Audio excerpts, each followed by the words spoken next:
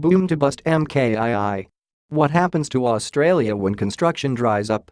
Australia, we're about to stop building. The trouble we see in Perth could spread to the rest of the country.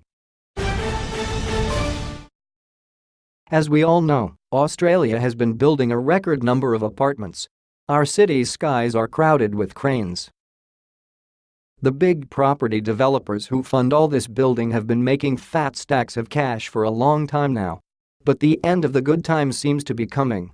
There is a lot of talk about an apartment crash that is making the pipeline of new projects dry up.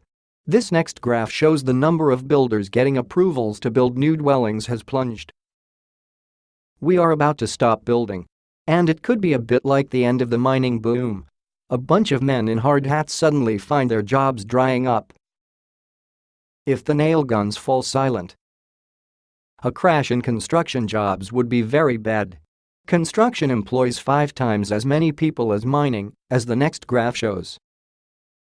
Just a 5% dip in construction employment would be as bad as a 25% fall in mining employment. And we have had a 25% fall in mining employment since 2012. To see how devastating the loss of all those mining jobs was, look west. Unemployment in Western Australia is now the worst in our nation. Perth house prices have been falling steadily for nearly 2 years. And of course, falling house prices make people spend less, and that means more jobs in other industries are lost, and the effect snowballs. If the end of the apartment boom unleashes an effect like this on the rest of Australia, it would be seriously bad news. What's different?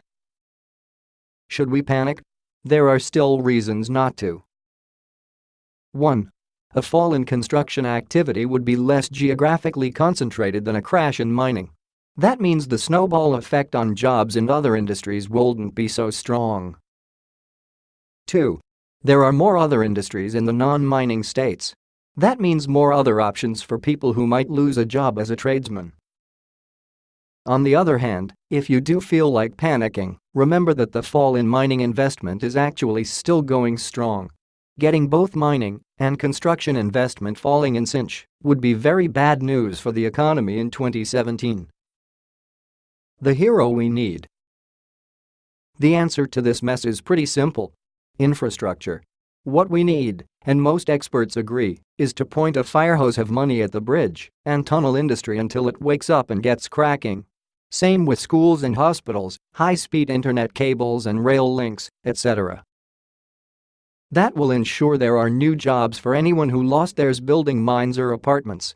And, even better, it will make Australia a more functional and wealthy place to live in the future. But government is slow, even with the best of intentions.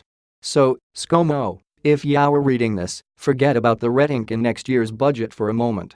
A construction crash across Australia is a real risk you need to be prepared for. It is time to get some big infrastructure projects shovel-ready. Jason Murphy is an economist. He publishes the blog Thomas the Thinkin' Gene. Follow Jason on Twitter @JasamMurphy.